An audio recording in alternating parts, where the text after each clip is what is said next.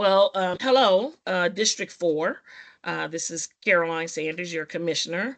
Um, and I am coming to you with another Conversations with Commissioner Sanders to, I'm going to say, reintroduce you to our new drain commissioner, Gretchen Driskell. She is not new to the fabric of political office here in Washington County, but she is new in this new role that she is heading.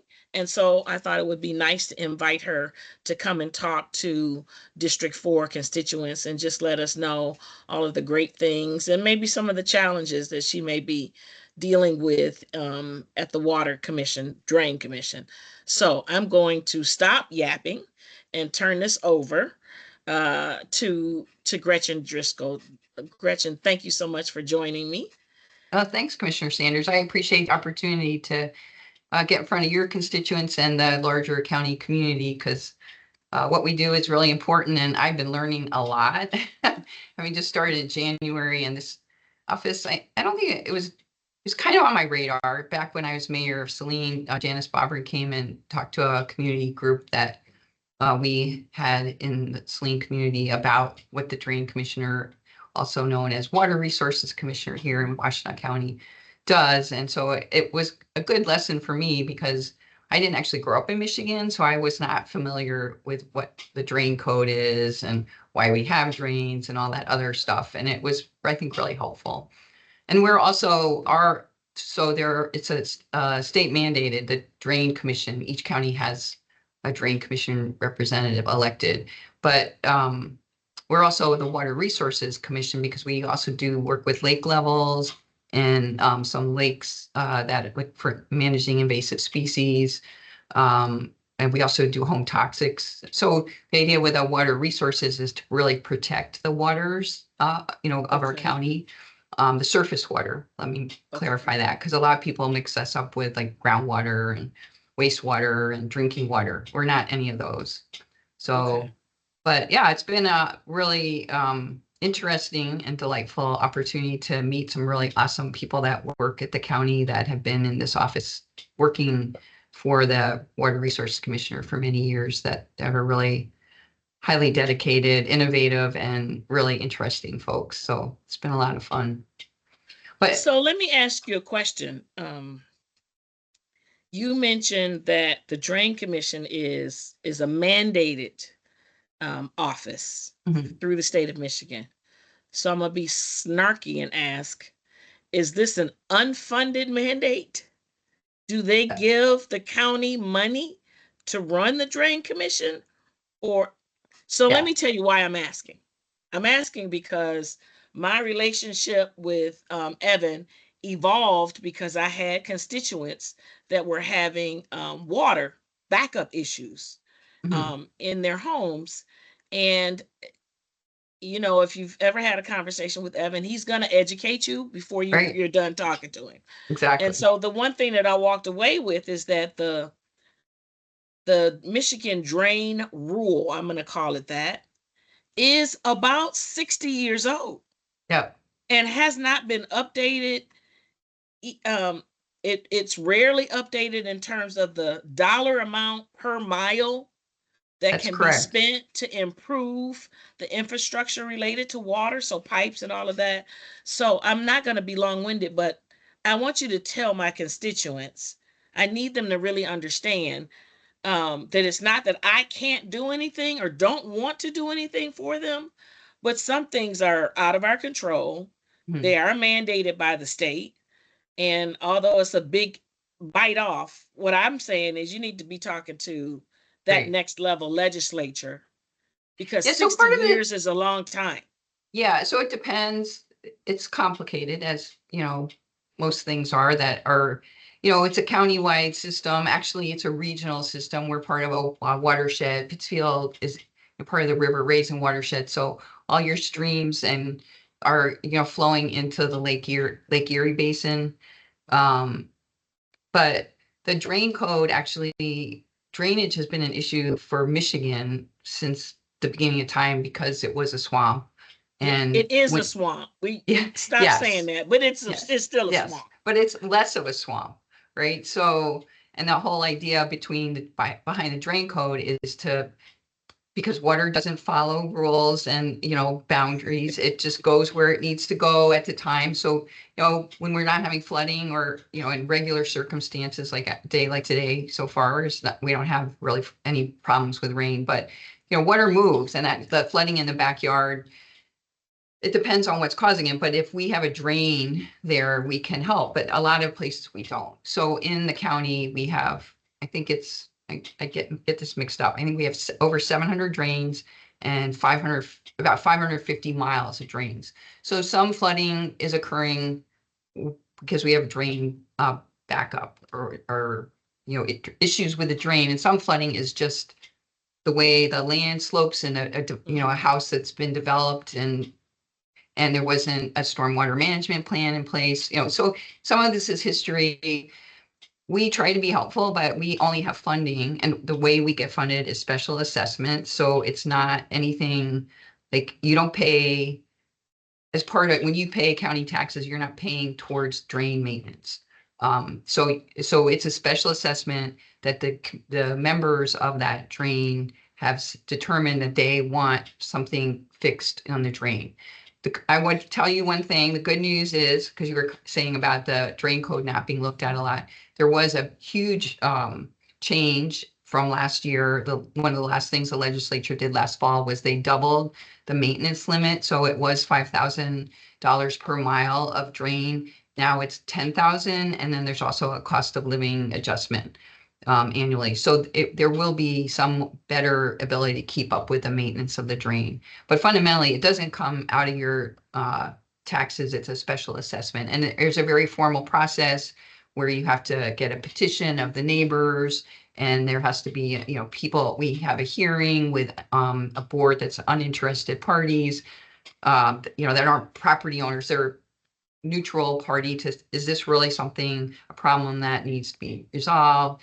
And then we get an engineering cost of what the costs are going to be to fix that problem. And then we have what's called a day of review, which is where we determine the assessments of what it would cost each property owner based on their percentage of the drain in their parcel. And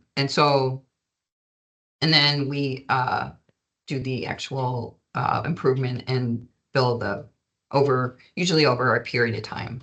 So, Okay. So I'm going to add a little bit more for our listeners. It's a little different, but I just did a petition for speed bumps. And so you literally are knocking on your neighbor's doors, every one of them in that identified area. And I believe it's the same, it's 51% signatures that you have to obtain in order to successfully petition for a special assessment.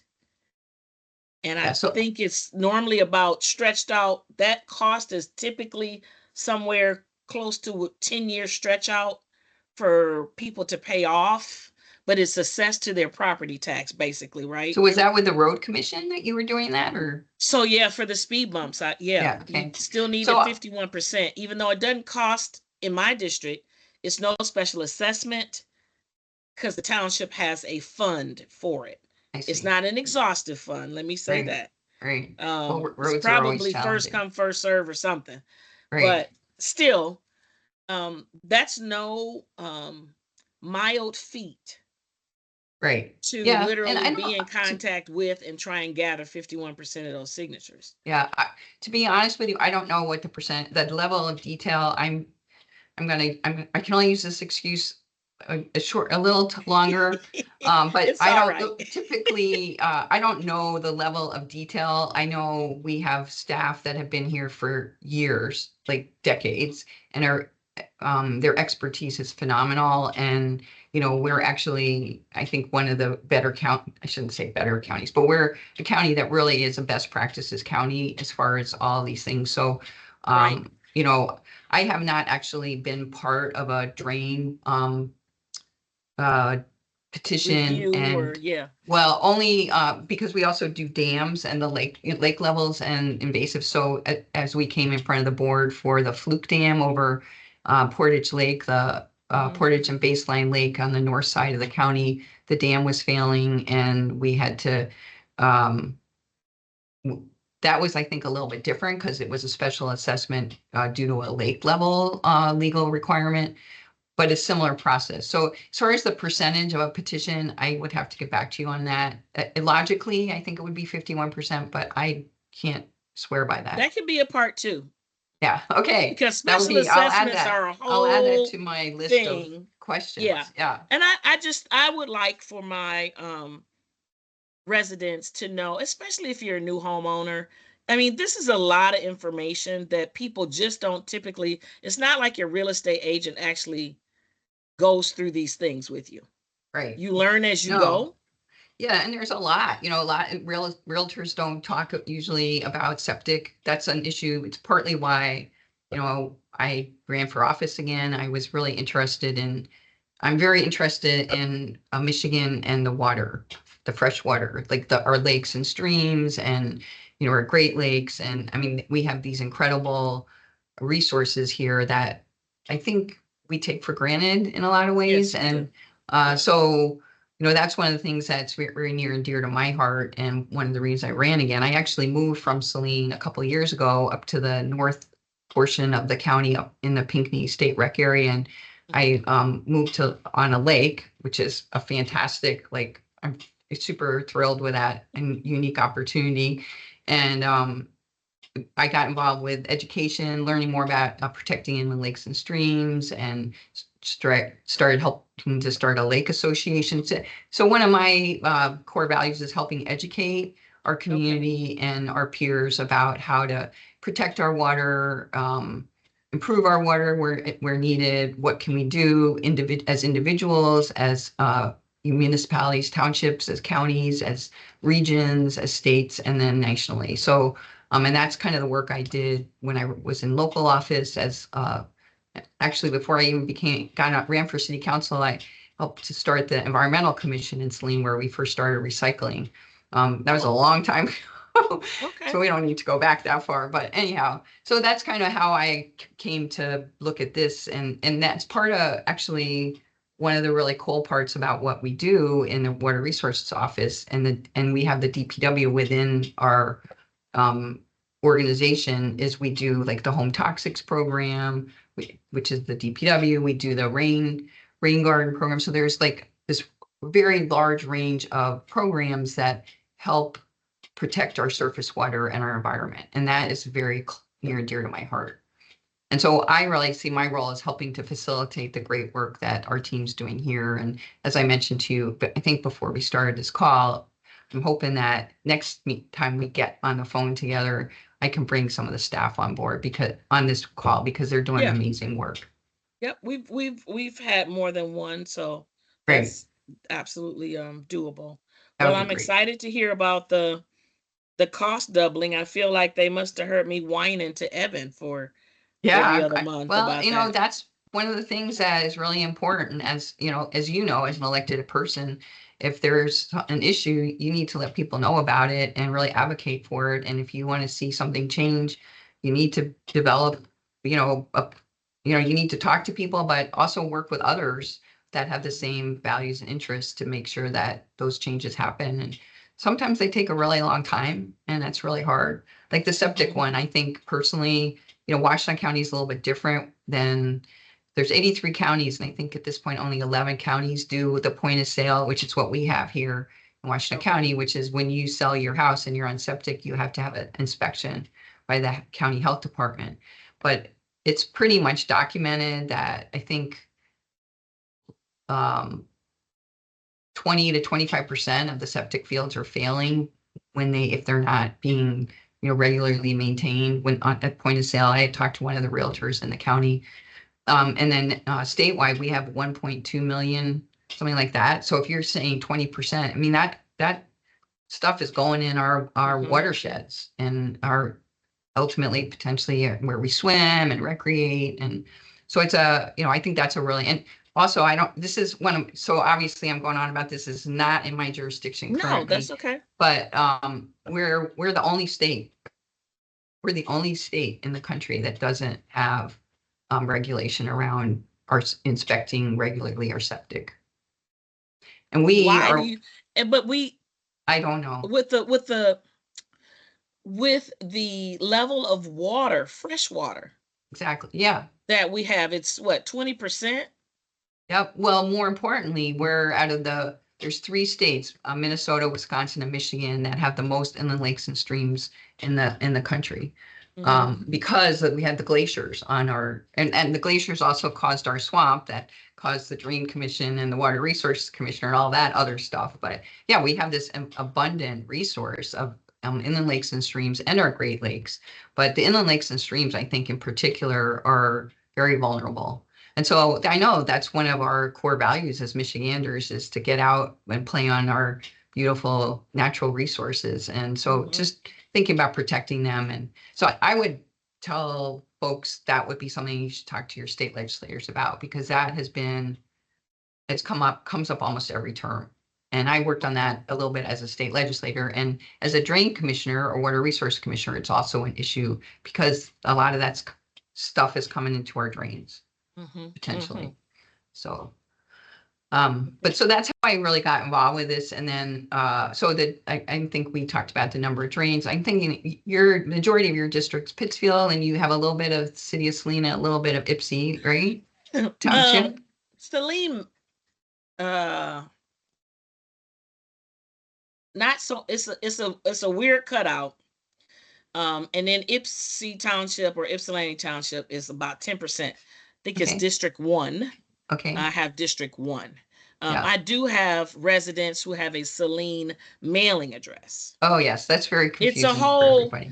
I'm setting up a ride along, a second ride along, because Oh, there's no good. way for you to really understand your own borders by just looking at a map. Because you Great. literally could be driving through a cornfield. And so I asked public safety to Oh, that's a great chauffeur idea. me and show me all of the, my borders and anything that may have changed since my last ride along. That's just the smartest thing because I can pay attention. They can drive their routes with their, eyes Great. closed. Great. Yeah, that's great.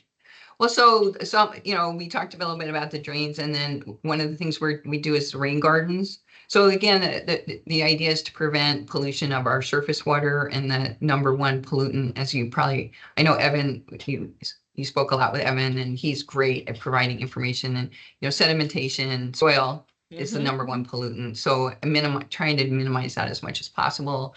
We work with a lot of the townships to have stormwater management best practices when there's a new development, but there are still some that are not on board yet with our ordinances. So that's part of what I'm hoping to do is work with townships that aren't adopting those yet when there's new development. So new subdivisions. We're working on one right now on the border, Lodi Township over. It's like at Waters and Wagner. There's a big Uh-huh. development going on there that's got a lot of natural features to it. And so yeah, trying to think about how we can be more effective and also partner. So I'd be curious to know, I would love to hear from your residents what we could do to be more helpful to educate folks. We do so we have the drain, that's pretty, classic infrastructure, the stormwater drains, but the things that we're doing on top of that are, as I mentioned, the home toxic program, which we have a drop off here at our 705 North Zeeb location. In the summer, you have to make a reservation in advance so we can accommodate, but most Saturdays we have it. So we have actually a great website that I would strongly recommend folks to look at, because not only do we have a drop off here, but we also have a drop off during the week. I think Monday through Friday. Need to probably double check, but it's over by the landfill, and that's they take all the toxics there. So what we are trying to do at this point is schedule appointments and not just have people show up. So, Okay. and then finally we have the county cleanup days, which our next one actually is this Saturday, but it's full. It's over at the high school, Iselene High School. So in Pittsfield Township. So, that's a really important way to protect our environment and our surface water by keeping toxics out of the environment. And then we also are responsible for the materials management program, which is, it's called the Materials Management Plan. It's a state legislative, again, I don't know if you want to call it a mandate, but it's legislation, so I guess it is. But it's basically a 3-year plan the idea is to identify ways to minimize landfill usage. So like trying to figure out additional ways to do recycling. I know I saw you were on the Food Policy Council, so like local food, trying to minimize environmental impact. Okay. And that is a plan that we started last year. We're the designated planning agency, the DPW here, and Theo, who you've, I think, met. He's in charge of that. He's actually about to have his wife is about to have a baby, so he's not a because I would have brought him on. I mean, he's doing a lot. His department's also responsible for the lake maintenance, the assessments. So we have like 7 lakes that we have an assessment and then yes, for invasive plants. A program where every spring we go out with an environmental consultant that does the testing to see where the invasives are coming. So, but that's not in Pittsfield Township, but that's within his job responsibilities. I think it would be really interesting, especially maybe in the winter, for him to come on and talk about the materials management plan and what they're trying to do. We're trying to get organic composting, so food waste, to get in our yard waste bin. There's a pilot program going on for that he just got a grant for that I think will be coming in front of the Board of Commissioners. I think in September. Like I said, he's going on paternity leave, so that's right now the plan. And I think the pilot is at Towner Health Center over, in Ypsilanti. I'm trying to think what else. The Western the WARMA, which is the resource management, that's basically having a regional approach to recycling, education, and ultimately, hopefully, a more regional approach to waste hauling. Okay. Because most townships contract on their own. Okay. So it'd be more like you were talking about the boundaries. Our trash truck doesn't really care where the boundary is of one township and the other, and it would just be more effective use of resources if we could get to that point. But that's a very complicated process, and it's going to take a while. So I think that for him, that's pretty much all his department. And then we have a big environmental, the rain garden program. I don't know if you're familiar with that. So I am, but my residents may not be, and they also may not know that it's free. Yeah. And so I know you came to the public session we had about the dam removal over in Ypsilanti and Township, and how much it was going to cost and what were the ways, millions and millions of dollars to fix the flooding that is likely to occur as we continue to have these huge, extreme rain events, which are, that we're projected to see those continue or to get worse. And so one of the things, because I'm trying to be a solutions oriented person, high level of service, hopefully low cost. But sometimes these infrastructure projects are super expensive, and it's very clear that these are projects that are long-term and going to take some time to get to the funding. In the meantime, people could do rain gardens. And so we do on the website, again, I think if you just look up water resources or drains in Washington County, you'll get to our website, and there's a plethora of all sorts of resources in there. We're working on, this is a sidebar, we're working on developing like a link to all our projects so that people can see the status. That's a really new thing that we're working on, and I think it'll be really helpful long-term, but it's in its infancy. So, but the rain garden program, all the educational pieces are there. They're doing a tour of a sample rain garden. A woman that lives, actually, she's on our staff now, but she lives in Ypsilanti Township, and she had flooding, and so kind of what she did, she had basement flooding, what she did and how she did it. It's a really great example.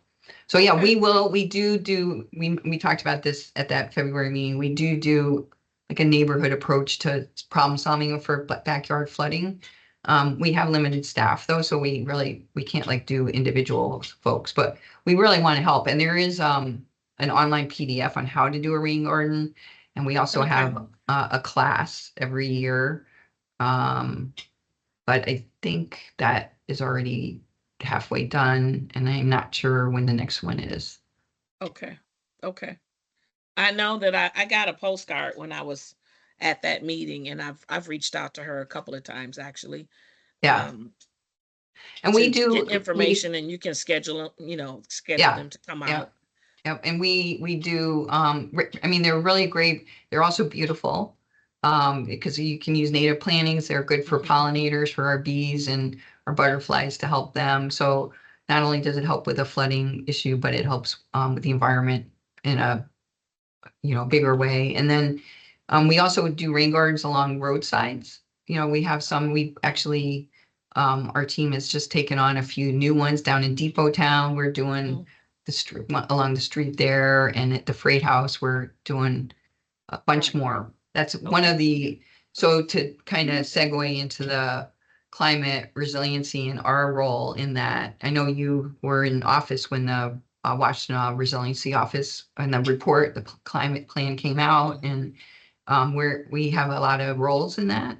So part of it is like improving our rain garden infrastructure, Okay. helping people understand how to do them, finding public places where we can do them. Um, and so that I think is a big piece of it, but also like the stormwater basins, how we collect the runoff of, you know, developments over time.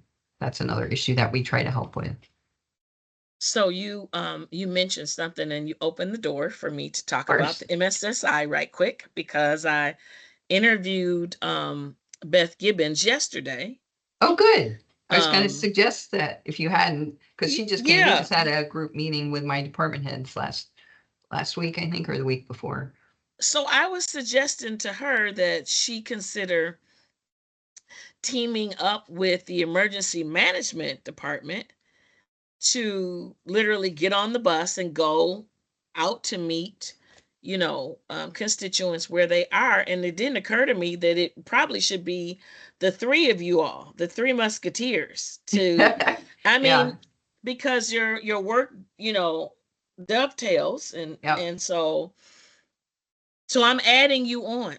That's I good. think that the three of you all should think about maybe just even quarterly going to a different area. I always stress the rural and the eastern parts, because they are less saturated with resources, Exactly. um, and have, in some cases, logistical challenges Yep. to get to sort of the center of our county. Well, the So I infrastructure is think I older I there mean too. I certainly would encourage my constituents, if you all were sort of doing a traveling information session. Yeah, I think that would be It's great. just a way to, and I I really believe that our Washtenaw residents appreciate when we bring the information to them as much as we can, and not Mhm. just on a website, Yeah. you know. So No, I agree. I'm just sticking that out there for you. No, I think that's a great idea. And we had a meeting because she's working on a project with a Department of Public Health in Galt Village, and we've had a couple meetings about that. And you know, I think her she's trying to get a sense for what issues are in the neighborhoods. Like, I think she's working really hard on trying to figure out how to get more participation, because I think that's the hardest part is, like you said, you need to go out to, but finding the people, it's hard nowadays. Like, people Hmm. don't, not that many people come to meetings. They're busy with their lives, trying to survive and take care of their kids. And, so it's just a lot. It seems Yeah. like, getting the good connection. So if there's an issue like flooding, obviously, then a lot of people come because that's something that they're very worried and concerned about. But it's harder when it's just like, oh yeah, we're out, wanting to talk about. So one of the things that also came out of the February meeting about the Willow Run, like the Buyer Dam and the Tyler Dam and all the that major flooding that happened, is we are working on an adopted storm drain program, which is something similar that might be some of your residents might be interested in. And we've had one meeting so far with Ypsilanti Township and the Huron River Watershed Council because they run the program out of there. But basically, there's storm drains in all the streets to gather the water and keep it from staying on the road. There's curb and gutter in the storm drain. And the idea is those storm drains can pretty easily get backed up with leaves and stuff. And so if someone that lives near that storm drain, I lived in Saline on North Ann Arbor Street, which is not quite as busy as Michigan Avenue, but it's a very busy road. I had a storm drain right in front of my house, and I really tried to keep it clean because it keeps the water going into the drain. And I think that's one of the things that, we can do street sweepers but if we could just have people just keep an eye out so that that drain stays clear. So we're going to do some neighborhood meetings with the watershed council and the township with their neighborhood association. But if you have other constituents that might be interested in that, that's another thing to think about.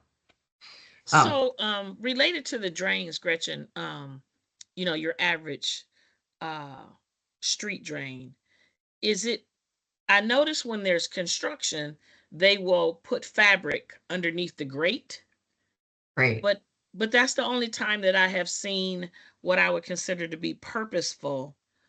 Yeah, and so that's to keep that sedimentation that I mentioned. That's the number one pollutant is or degradation of our surface water is the sedimentation. So when they're doing that work, there could be so much dirt that could go down there. But yeah, no, I don't think people think, I mean, that's part of our job, right? As elected officials is help people. We're really part of a bigger system. And how do you participate in that system? Because actually it could help with your costs in a lot of different ways, right? Right. So keep your costs lower if we have more people participate in thinking about our infrastructure and our systems. So that was kind of one of the ideas when we were talking about what happened down at West Willow and the street sweeper and what we ended up pulling out. And this was actually road commission drains. I don't know if you remember, but we did a whole vectoring, which is like that big machine that vacuums into the storm drains and pulled out a bunch of stuff. So there's better flow, but instead of having to have a street sweeper or truck, like just going out there once a month and keeping an eye on it, especially in the fall when there's a lot of leaves or the spring or just a big rain that's expected, just checking it out. I think it would go a long way. So, and I know people want to feel empowered and part of making their community better. And I think that's a way to do it that, so if if anybody's watching this and wants to do like a neighborhood one, I think we could do a training. I know the Watershed Council, like part of Pittsfield is in River Raisin, but I'm sure that we could figure out a way to make it work. And our River Raisin watershed, which is the southwest corner of the county, so it starts, I think in Pittsfield Township, and then goes to southwest towards Saline and down like Lenawee County and Monroe County. I think the chair right now is our chief deputy, Harry Sheehan. So I'm sure he'd be happy to get on and talk to your residents about the River Raisin watershed and what's going on there. Because I don't know if you followed all the algae blooms in Lake Erie that have been problematic. A lot of that's from what's happening in the watershed. Yeah. Do you have or do you know if your commission has ever had sort of a core of volunteers? We do. People that are like really we have quite a committed few. Yep, we have volunteers for our rain garden program for sure. They're doing a lot of the maintenance. That's kind of how we were able to adopt some of the newer rain gardens that we're taking care of now that we just worked on. So yeah, we do. We're always looking for more volunteers. Actually, if you go to the rain garden tab on the website, I believe there's a tab for volunteers that people, and the toxic program, the home toxic drop off, they look for volunteers on those. So yes, we would love to have more people get involved. That would be fantastic. Okay. What else is going? So we've talked, good and fluffy. Yeah. What things are you aware of that you're facing that is going to be a challenge for us? I mean, what other than, as Beth said, I believe she kind of alluded to, we have to be a little bit more realistic and stop thinking that I'm paraphrasing. You know, 100-year storm is 100-year storm. This is going to be the norm. These Right. weather patterns Right. are going to be the norm, and we need to make an adjustment in our thought process, preparation process. Right. I'm adding all of this stuff in. And so what would you say you came into office knowing is going to be like, other than the dam, which is a huge lift, right? Yeah. What other things are you facing? Is your department facing uh, that we should be aware of, that we could get better educated on? Because when you are not informed, Right. you have a whole nother set of opinions and expectations, and that hopefully change once you get more insight. So what Yeah, so what I might mean, you I want was us to going to know? say exactly what you said because climate resiliency, I think, is a huge. We have, or we may not have more frequent storms, but we have intense storms. And I'm sure Beth has talked about it when you talked to her yesterday, and that changes the ability for us to take that water in because it happens so fast and so hard. And so I think part of that is if you currently are having problems in your yard with water, you probably want to put a garden in your yard. You want to probably check I mean, things you can do personally. And then for us as an organization, we're trying to do the education part, but some of this is building better infrastructure or infrastructure that has more capacity. Mhm. We just did there was a basin over, it's actually in the city of Ann Arbor that got an award for the work the design work in the basin. So having retention or detention Mhm. ponds that are able to accommodate more intense rains, I guess is the best way to do it. But as individuals, I think it's really like, what are you looking at in what you have control over?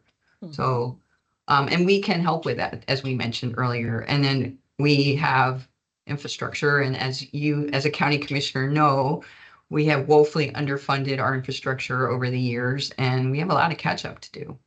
So we're, managing that, and we're working very closely with the townships and the municipalities. But that is something that is going to be a continued challenge as we move forward.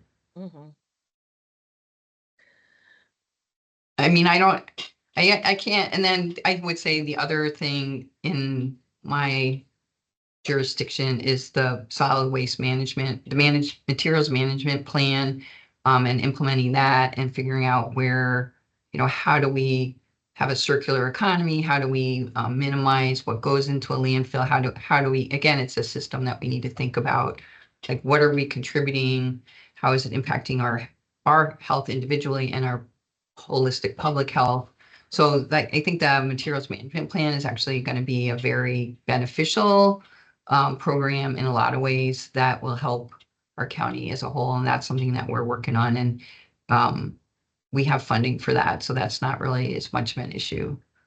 And that's something that we are going to be bringing more information to the county commissioners here soon, because we're getting to the place where we have something more to talk about. We were in the very early stages, and we're really getting more capacity to inform and explain. Okay. So I think that might answer what I'm going to ask you, which is, do you know if, or do you have any plans to share with the electeds, the commissioners, I guess, specifically? Like, what does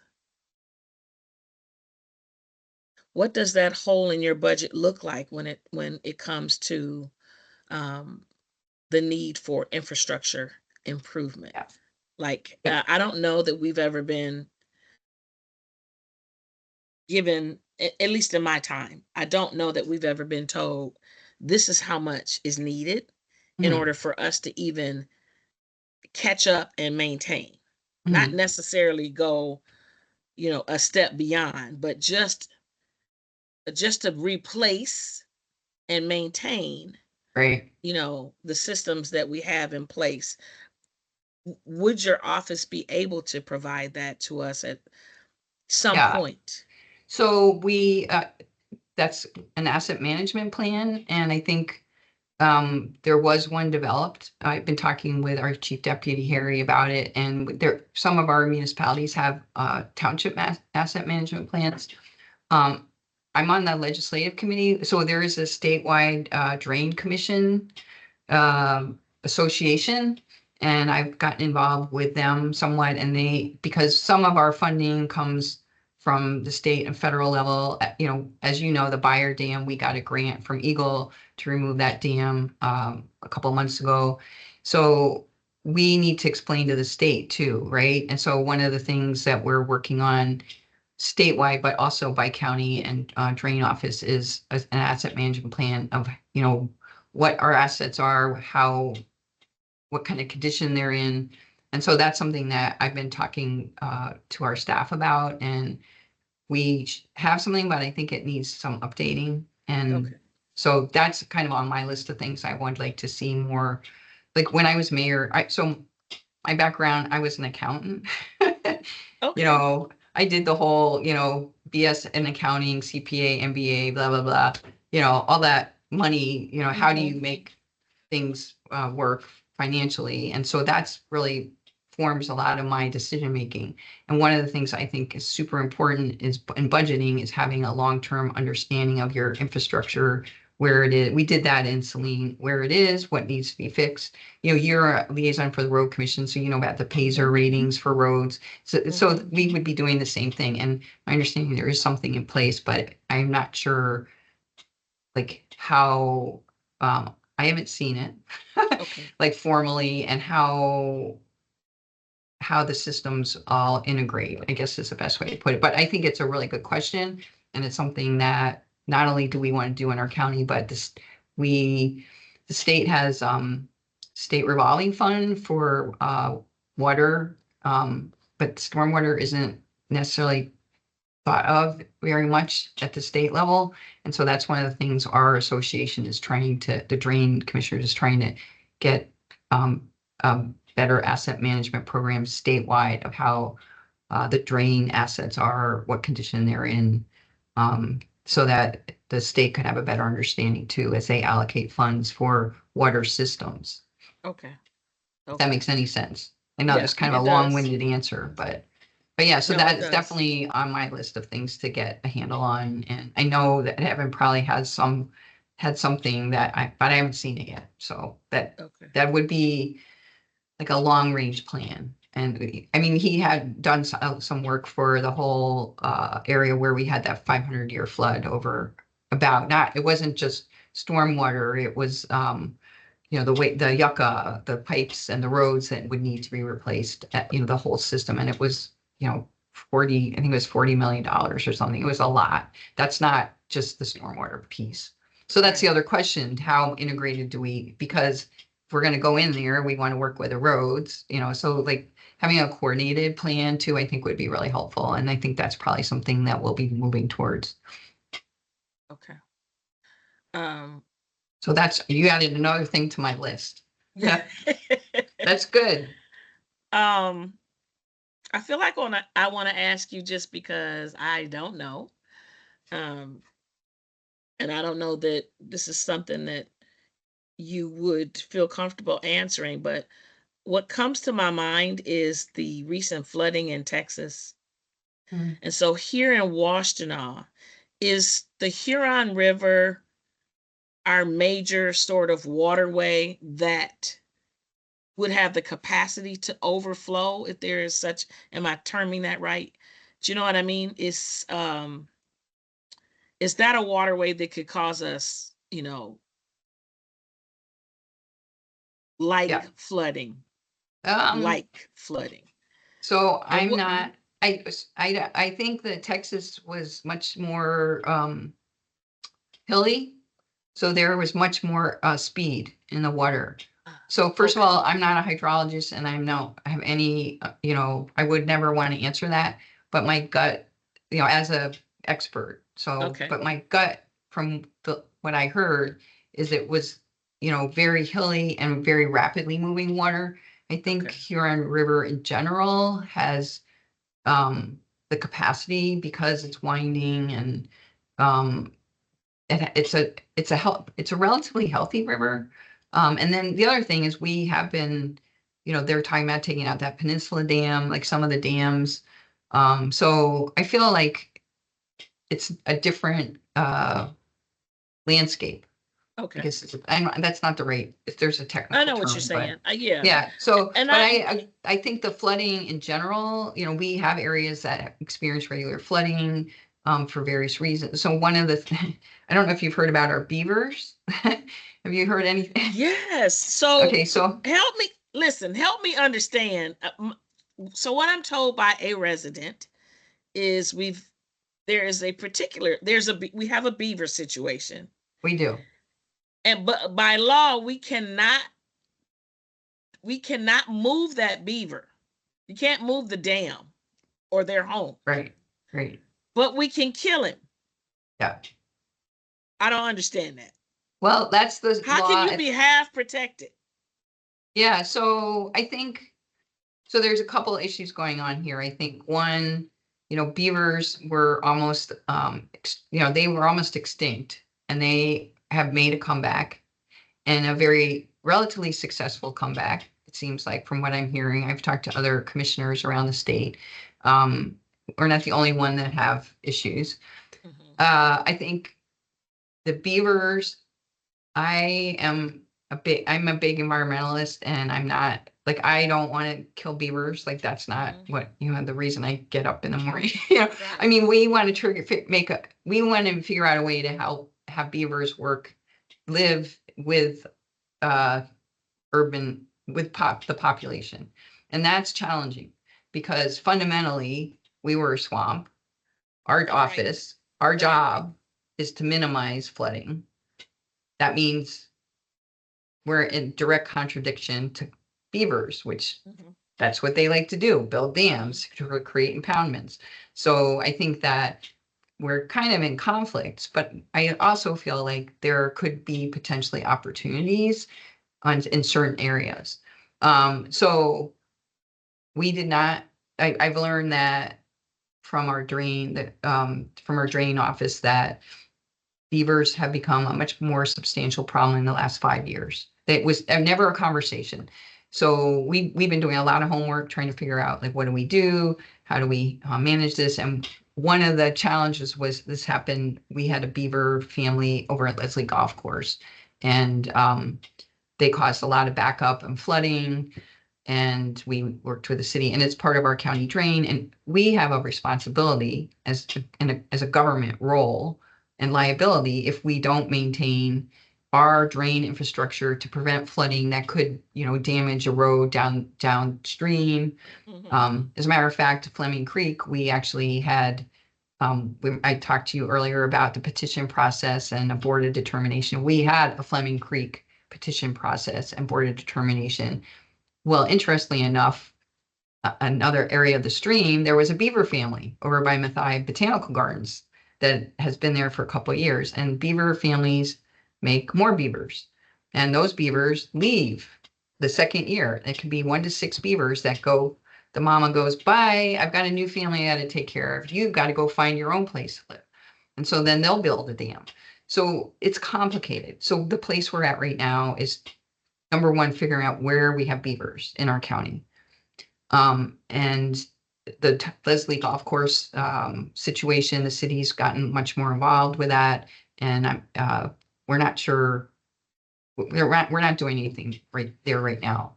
Okay. But we do have a responsibility. It's a government role to, maintain, minimize flooding so that we can Mhm. maintain our infrastructure. And I think below the Leslie Golf Course situation, there's a railroad trestle, I mean, it's complicated. We have infrastructure. People are living here and we need to maintain the roads and beavers love culverts. So we have to kind of work through this, but in our, ideal world, we'll have places where beavers can, habitate, and then there'll be places where that's not, they can't coexist because there's much damage to private property or public property. So, but at this point, the farthest we've gotten is determining that we need a countywide beaver management plan. And so the number one thing we're going to do right now is map it, try to figure out where our beavers are, and then figure out next steps. But there's a lot of concerned residents and constituency groups. The Huron River Watershed Council has been super helpful as far as they're working with students from the U of M School of Environment and Sustainability. They're doing a study on Fleming Creek beaver capacity. So I think we have a lot to learn, fundamentally, is what it comes down to. But so the problem right now is the DNR says in its regulations that you may be able to relocate them, but we have never been found them to say that we can actually relocate them.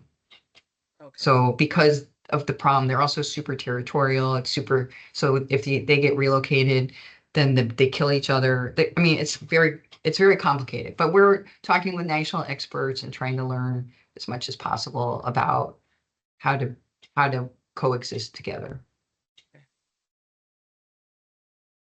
Ooh, that's the chock full. Yeah. And you guys may have some in one of our drains in Pittsfield Township, but we haven't mapped it yet. So I will keep you posted. And maybe we'll do a presentation at the county level when we're a little further down. That could be another presentation that we could do on, after the asset management one. Okay. Well, this is I try and do these on a regular enough basis, but this is, the first year that I've done these conversations, and Tabitha will take care of making sure that this is ready to post out on Okay. social media, and she can then let you know if you would like to share or post it on the water commissioner's web page so that people Okay. can also see what you had to say. Okay. And then lastly, I am actually going to be out and about in my district through October. So Tabitha is welcome to share that with you. I have pretty much opened it up to other electeds, or at least our 5 other Right. electeds, to just stop in. You're not Yeah. obligated, but if you just wanted to stop in and see if there are any constituents that you'd like to introduce yourself to, I know that our treasurer, Sharp, is going to be joining me on some of those Yeah, I'd visits. love So to, because I mean, I really feel like, one-on-one and just trying to understand what people are thinking, how they're feeling about things. Mhm. And that's actually one of the things that I am hoping to do, is help people understand our role and how we can work together, at the individual level, neighborhood level, township, county, just, I think we can get a lot done when we work together. Yeah. So I've got some farmers market, some, I think I've got 2 more park appearances and 2 events at the senior center. So Okay, great. Tabitha can invite you, and you can feel free to pop in. You don't have to stay the whole time. If you want, you can. But I'm looking at it like the more the merrier. Yeah, no, I think maybe it makes a lot of sense. they don't Um, want to talk to me. Maybe they want to talk to one of you and get more information. So Well, I think we can also learn from each other, your role and the treasurer's role, like hearing the questions, because for me, the more I learn, the more I can share with other people when I'm talking to them. right. Like, so I think that would be a great idea. So I'll Yeah, definitely reach out to Tabitha and get those dates and see what we can work out. That would be fantastic. certainly. Well, I really appreciate you joining Yeah, it was me. great. It was great to have a chance to visit and catch up a little bit and talk more about what we do here. And I'm learning, but I have a feeling I'm going to be learning the whole time I'm in this office. So, You but and I me like that. both. That's that makes me go. Is what I enjoy. Yeah, me as well. So I appreciate you. Well, thank you so much, Yeah. Gretchen. We will see Thanks, you Carolyn. soon. Okay. Thanks, Commissioner All Sanders. Take right. care. Have a great All rest right. of your day. Bye You bye. too. Bye bye.